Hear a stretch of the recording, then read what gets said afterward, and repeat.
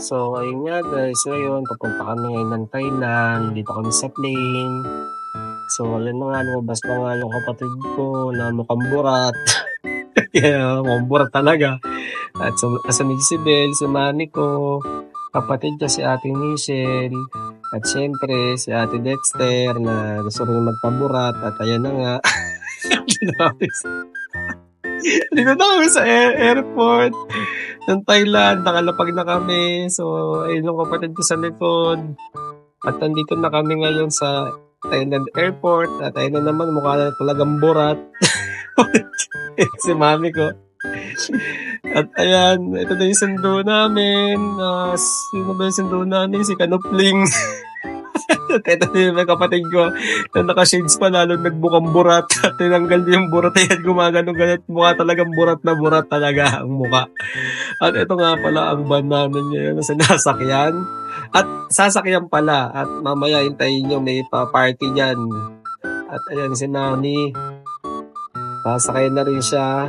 At ito na nga, ang pailaw ni Mayor. At tugs, party tayo guys. Ang saya-saya dyan. Ilaw lang pala ang meron. Ang laki ng binayaran sa travel car na yan. Pero okay lang, at least masaya kasama ang pamilya. At ayan na nga, malalaman nyo sa Thailand kayo pag nakita kayo ng ganong taxi. At ito na nga, dito na kami ngayon sa hotel namin. Ayan, okay naman siya guys. Medyo malaki-laki naman siya. Kasya namang kaming pito. Pito ba kami dyan? At ayan, at ito pa guys, ipapakita ko sa inyo. Dito talaga nagtataka ako eh. So ito yung sink. At ito may hagdan dito. Pagkatapos ng hagdan, may papuntang kawalan. Putang ina, may ganyan dyan. Pagkatapos ng hagdan, puta, mayroon pang isang step papuntang wala. Kaya nag-isip na ba't nilagyan ng ganyan? At ayan, meron tayong chair seat. Chair?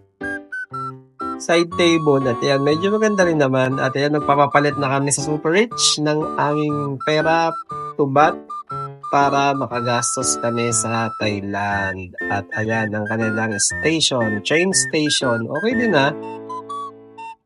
At yan, may paparating na train. Tatawid kami niyan eh. May haba. Sana all. Ang haba talaga.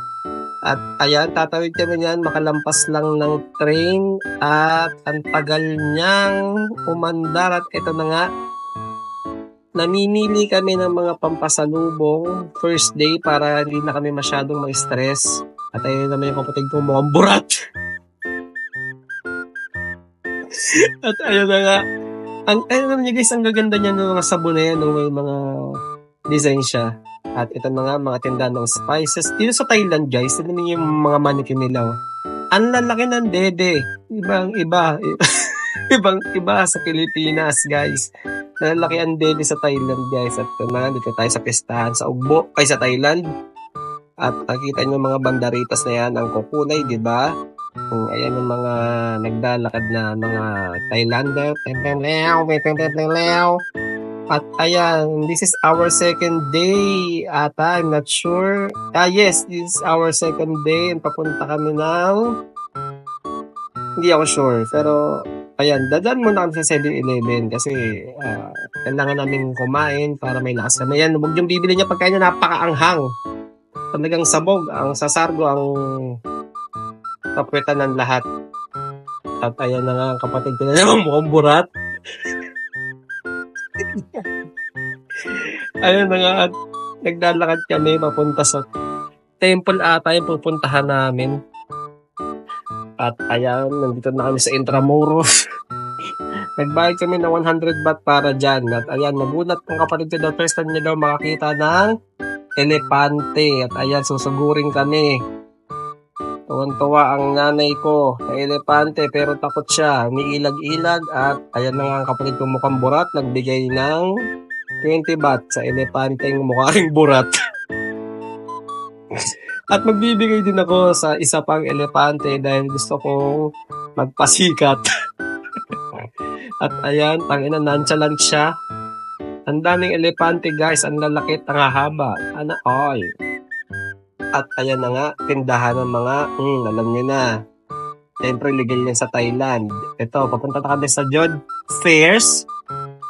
Sa sarap ng mga pagkain dyan, guys. At ito pa, nakalimutan ko yung cellphone ko sa service namin. Kaya bumalik ako at pumasok ulit ako dyan. Kaya bilag ko ulit yan. Kaya nagsasarap ng mga pagkain dyan, guys. Yung family ko, inaasar pa ako ni Mami. Dahil naiwan ko yung phone ko. At ayan yung jumping shrimp ata ba yan? O dancing shrimp? Sa inyong pasit sa ilan. Siyempre, ang nagtitrending at viral na mango sticky rice from Thailand. Ang sarap niyan, guys. Try niyo yun. At dito kami sa Ovaltine ngayon.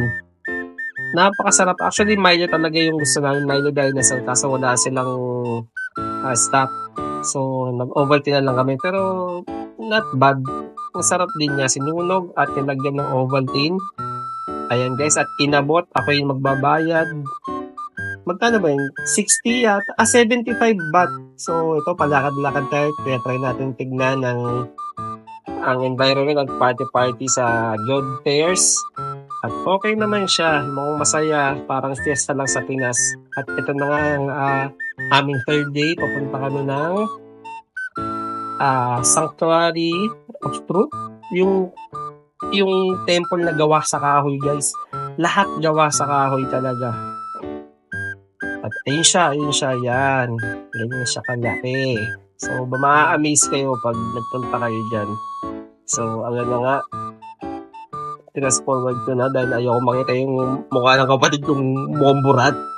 At ayan na nga, naggagawaan pa rin sila, guys. So, bawat piece niyan, yung mga ganong kalaki, parang 1 month ginagawa bago malagay. Imagine niyo kung gaano kalaki yan itong mukhang burat na to.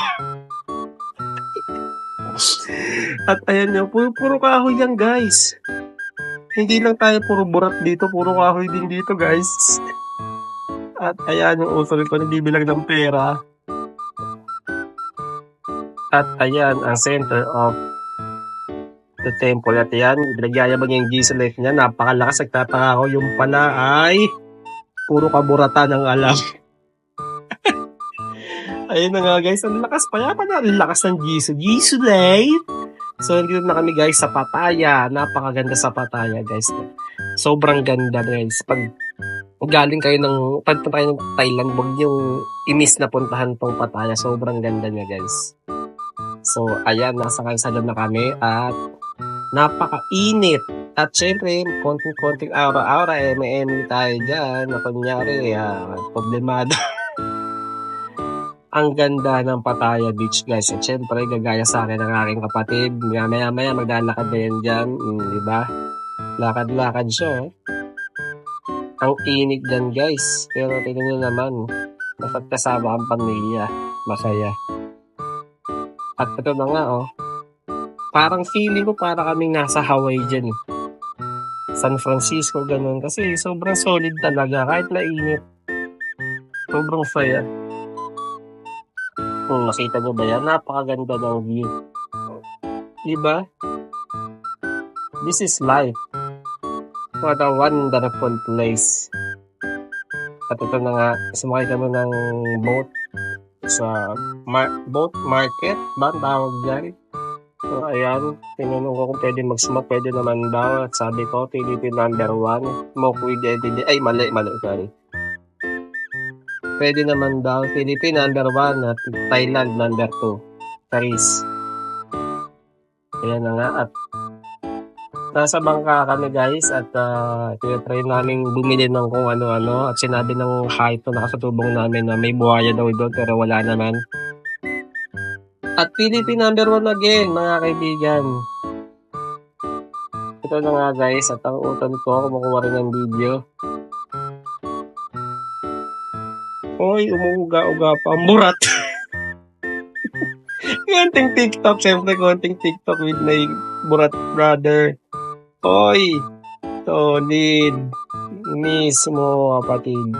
At ito na. Alam niyo ba, guys, yung Buddha na yan, laser yan from far. Tapos, nilagyan siya ng gold. Yan na nga, mga malalaking elepante. At naghahanap ang kapatid ko. Puro unggoy, guys. hinahanap niya yung pinaka-leader ng mga unggoy. At ayun, may nakita siyang nakaupo. Uy, nakita niya, ako pala yan. At tinanggal yung salamin, man! Bossing! At ayan na nga. Lumalakad ang elepante, napakalaki guys. At syempre, ito na, pauwi na kami guys. Ito na, this is our 4th day, last day. So, ayan. Ang ganda talaga nung sasakyan namin, no? Parang party talaga. So, hi daw. Bye-bye Thailand. Salamat. At ganito na last Mabil. At nasa airport na kami, mga kaibigan.